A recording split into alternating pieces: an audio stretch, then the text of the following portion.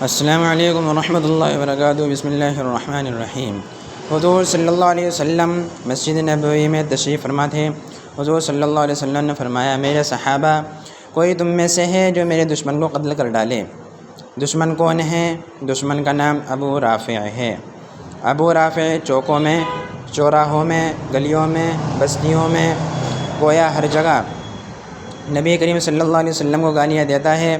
جب حضور صلی اللہ علیہ وسلم کو پتہ چلا تو حضور صلی اللہ علیہ وسلم نے فرمایا کہ اے صحابیوں، کوئی تم میں سے ایسا بھی ہے جو ابو رافع کو قتل کر کے جنت حاصل کرے؟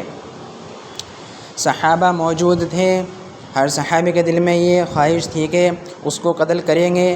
مسجد نبوی کے کونے میں ایک صحابی بیٹھا ہوا تھا جس کا نام عبداللہ بن ابی عتیق ہے، جو کہ آنکھوں سے نابینا تھے۔ اللہ کے دروازے پر سجدہ میں گر جاتے ہیں، ہاتھ اٹھا کر کہتے ہیں، اے اللہ، میں جنگ بدر، احد اور خیبر میں نہ جا سکا کیونکہ میں نابینا معذور ہوں، اس کا مجھے بہت افسوس ہے۔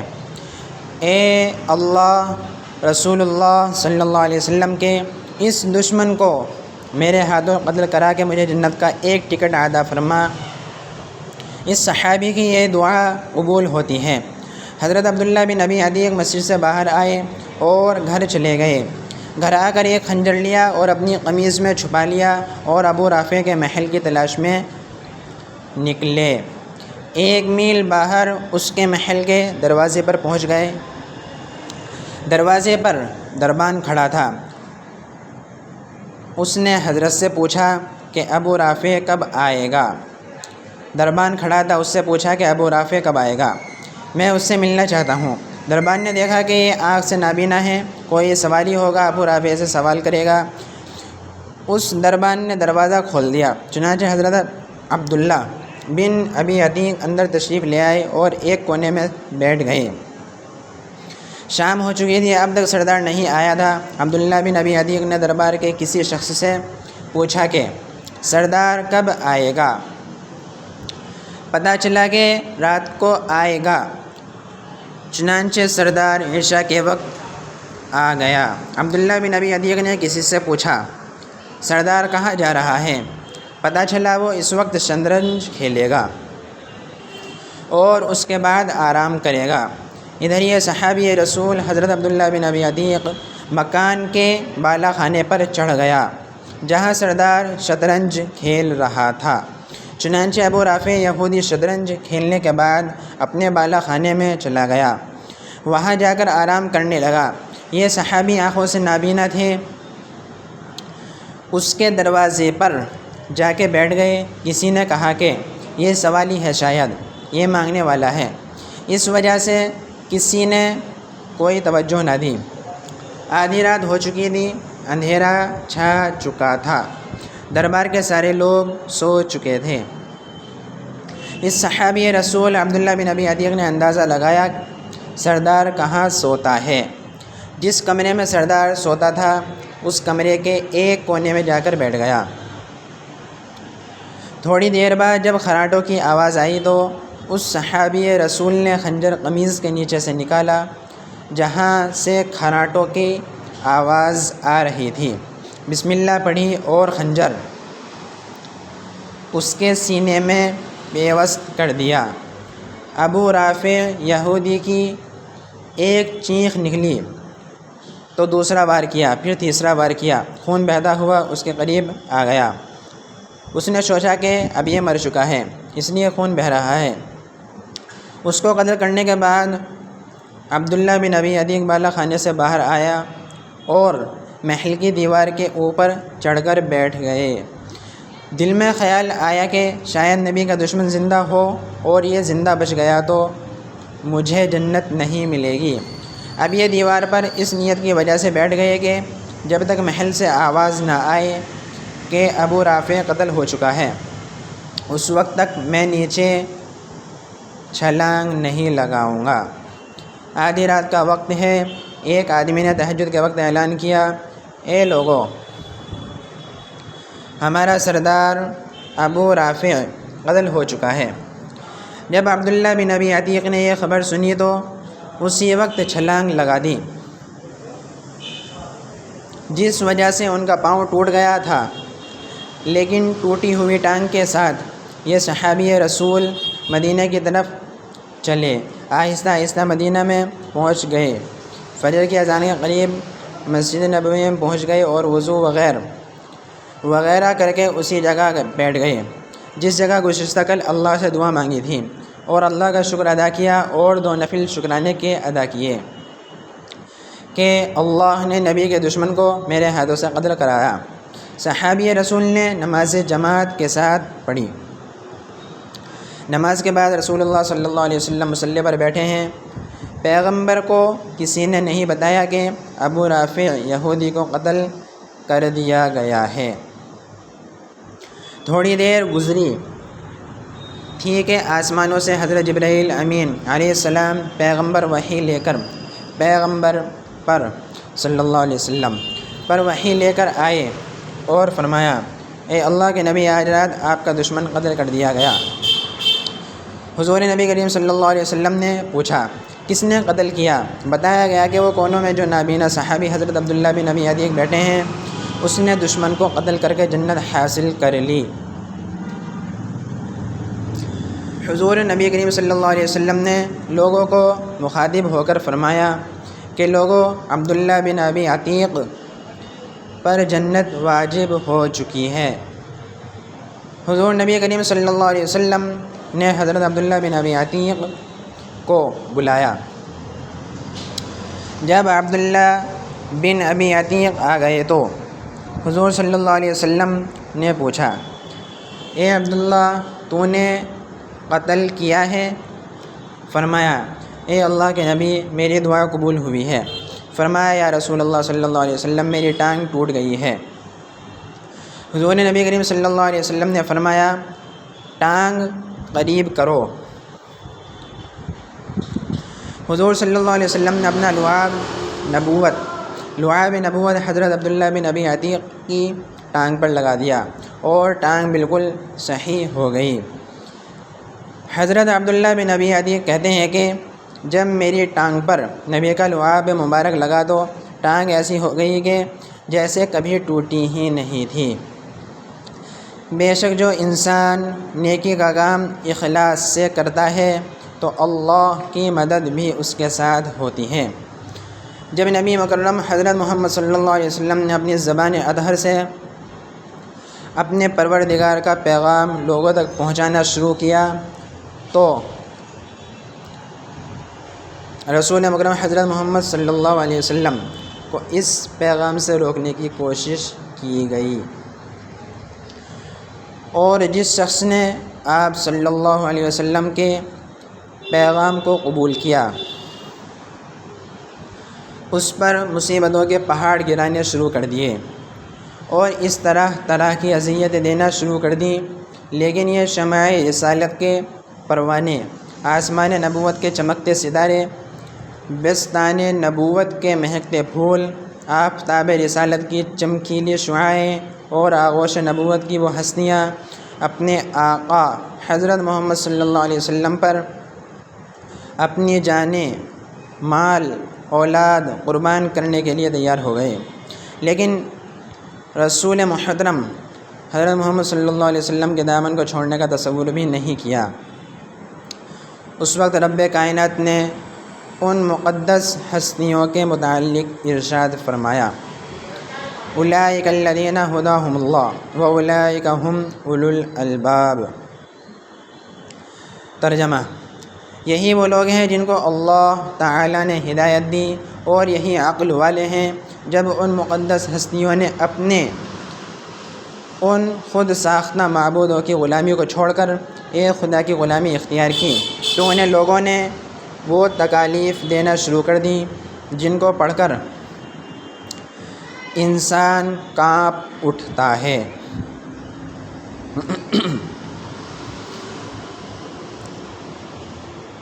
لیکن سلام ہے ان صحابہ کرام رضوان اللہ تعالی علیہم اجمعین کو جنہوں نے اپنی جانیں اسلام کی خاطر قربان کر دیں، لیکن اپنے نبی کے پیغام کو اپنے دل سے نکالنے کا تصور بھی نہیں کیا۔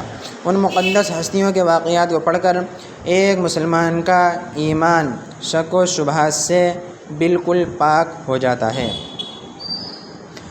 اور ہر قدم پر اپنی کامیابی کا یقین زیادہ بڑھ جاتا ہے۔ حضرت یاسر بن عامر رضی اللہ عنہ یمن کے باشندے تھے۔ یہ آپس میں 4 بھائی تھے۔ حضرت یاسر، مالک بن حارث اور ایک چھوٹا تھا۔ یہ چوتھے بھائی تھے، سب سے زیادہ محبت کرتے تھے۔ ایک مرتبہ وہ کہیں گم ہو گیا جس کی ان کو کوئی خبر تک نہیں ملی۔ یہ لوگ اپنے بھائی کی محبت کی شدت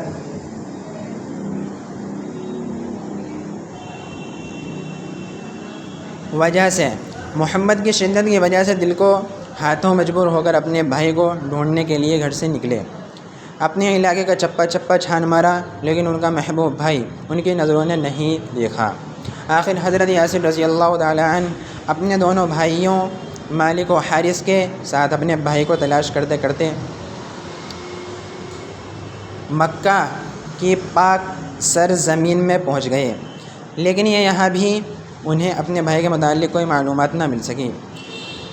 لیکن اس پاک سرزمین میں آقائے نامدار حضرت محمد صلی اللہ علیہ وسلم نے توحید کا پرچم بلند کر رکھا تھا، اور یہ دولت حقیقی حضرت یاسر کے مقدر میں لکھی جا چکی تھی۔ جیسے ہی یہ اعلان اس مقدس شخصیت کے کانوں میں پہنچا تو اپنے بھائیوں کو کہنے لگا، میں نے وہ دولت ابدی حاصل کر لی ہے کہ اب مجھے کسی دوسری چیز کی ضرورت نہیں ہے۔ اگر رہنا چاہتے ہو تو میرے ساتھ رہ سکتے ہو، ورنہ تم اپنی مرضی سے مجھے چھوڑ کر جا سکتے ہو، مجھے تم سے کوئی شکایت نہیں ہے۔ یہ بات سن کر دونوں بھائی مایوس ہو کر سرزمین سرزمین پاک مکہ مکرمہ سے اپنے ملک یمن چلے گئے۔ لیکن حضرت یاسر بن عامر رضی اللہ عنہ نے مکہ پاک میں جو سکونت اختیار کر دی اور یہاں ابو حذیفہ بن مغیرہ نے حلیفانہ تعلقات پیدا کر لیے۔ ابو حنیفہ نے اپنی نیک سیرت لونڈی حضرت سمیہ بنت خبات رضی اللہ تعالی عنہ حضرت یاسر بن عامر رضی اللہ عنہ کو بخش دی، جس سے انہوں نے نکاح کر لیا اور اپنی زندگی کے دن مکہ کی پاک سرزمین میں گزارنے لگے۔ بالآخر قدرت نے حضرت یاسر حضرت سمیہ رضی اللہ عنہ کو ایک خوبصورت و سیرت بیٹا عطا فرمایا، جس کا نام حضرت عمار رضی اللہ تعالی عنہ رکھا گیا۔ یہ مقدس بچہ آگے چل کر اپنی سیرت و صورت، کردار و گفتار عشق رسول میں جل کر تاریخ اسلام کا ایک مستقبل لعل بن گیا، جس کی سیرت و عشق کے واقعات پڑھ کر انسانی عقل دنگ رہ جاتی ہے۔ ابو حذیفہ بن مغیرہ نے حضرت یاسر و سمیہ و عمار رضی اللہ عنہما کو بڑی اچھی طرح سے رکھا تھا۔ پھر جب ابو حذیفہ بن مغیرہ نے وفات پائی تو آل یاسر رضی اللہ تعالی عنہ اپنی زندگی کے لمحات گزارنے کے لیے کسی کے محتاج نہیں تھے۔ پھر وقت نے کروٹ بدل ڈالی۔ حضرت محمد صلی اللہ علیہ وسلم نے اعلان نبوت فرمایا اور ہر طرف توحید کا پیغام کو عام کر دیا۔ آہستہ آہستہ لوگ اس اعلان نبوت پر لبیک کہہ کر دین اسلام کو اپنا آخری سرمایہ سمجھ کر اس دین کو قبول کرنا شروع ہو گئے۔ جیسے جیسے لوگ مسلمان ہونے لگے تو اہل مکہ نے مصائب کو بڑھانا شروع کر دیا، اور جس کو بھی دین اسلام کو قبول کرتے ہوئے دیکھتے تو اس پر ٹوٹ پڑتے اور انہیں بہت ہی دردناک سزائیں دیتے تھے۔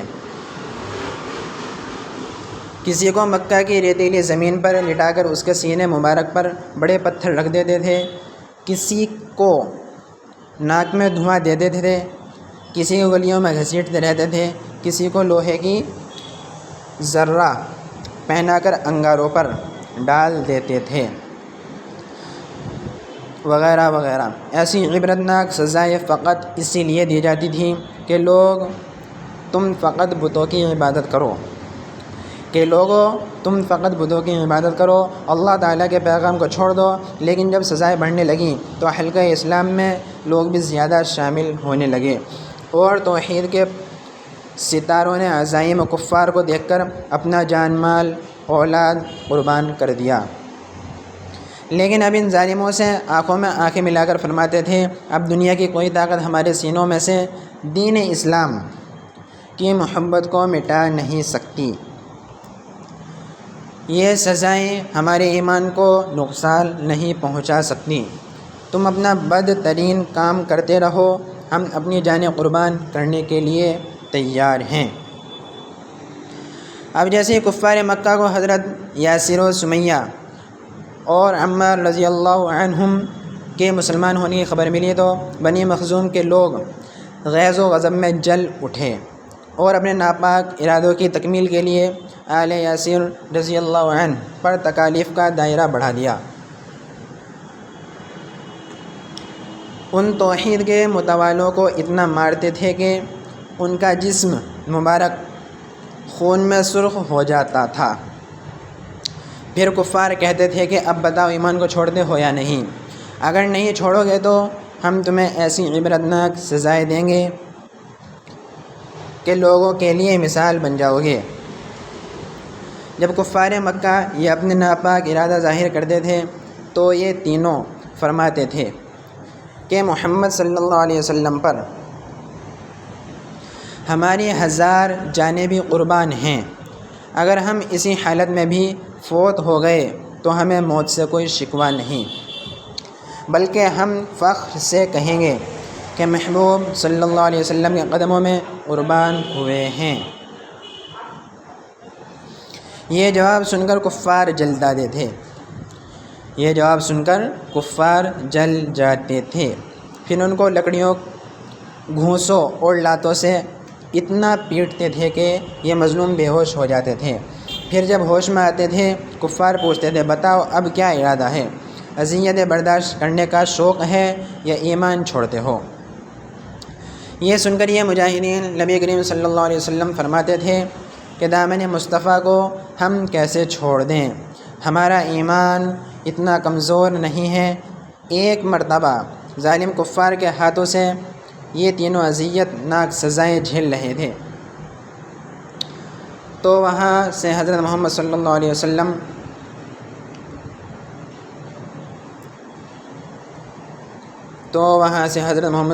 وسلم کا گزر ہوا۔ ان کی مظلومی کو دیکھ کر آپ کا دل بھر آیا تو فرمانے لگے، اے آل یاسر صبر کرو، تمہاری جگہ جنت ہے۔ ایسی بدترین سزاؤں سے بھی کفار کا سینہ ٹھنڈا نہیں ہوا، اور زیادہ اذیتناک سزا دینے کے لیے کفار مکہ کے سردار ابو جہل نے حضرت سمیہ رضی اللہ تعالی عنہ کو بھی برچھی مار کر شہید کر دیا، اور یوں حضرت بی بی سمیہ رضی اللہ عنہ تاریخ اسلام کی پہلی شہید خاتون بن گئیں۔ کروڑہ سلام ہو اس کی جرت پر کہ اپنی جان تو دے دی لیکن اپنے محبوب محمد صلی اللہ علیہ وسلم کے دامن کو چھوڑنے کا تصور بھی نہیں کیا، اور تاریخ کے اوراق میں اپنے عمل سے یہ ثابت کر دیا کہ ظالم کسی کے دل پر حکومت نہیں کر سکتا، دل پر حکومت تو بڑی چیز ہے، کسی کے ارادوں کو بھی نہیں مٹا سکتا۔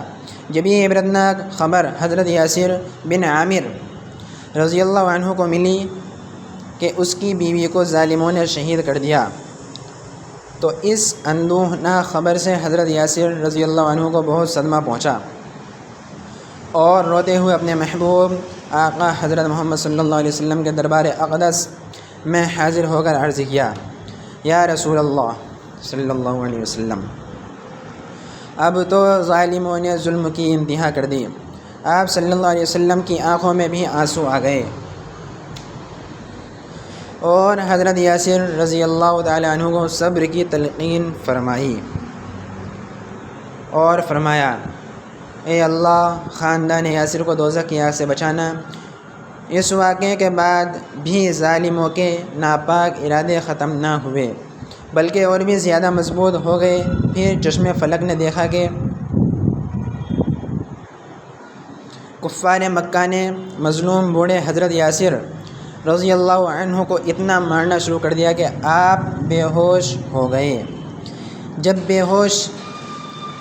ہوش میں آتے تھے تو کفار کہتے تھے اپنا آخری انجام بھی عنقریب دیکھ لو گے، ورنہ تم ایمان کو چھوڑ دو۔ آپ فرماتے تھے ظالموں، تم میری جان تو لے سکتے ہو، میری مظلومہ بیوی کو شہید کر سکتے ہو، میرے محبوب بیٹے عمار پر تکلیف کی لرزہ خیز سزاؤں کی داستانیں تو قائم کر سکتے ہو، لیکن میرے قلوب میں میرے کریم رب نے جو اسلام کا بیج بو دیا ہے اس کو تم قیامت تک نہیں اکھاڑ سکو گے۔ غیظ و غضب میں جل کے مر جاؤ گے، لیکن میرے ایمان کو کچھ نہ کر سکو گے۔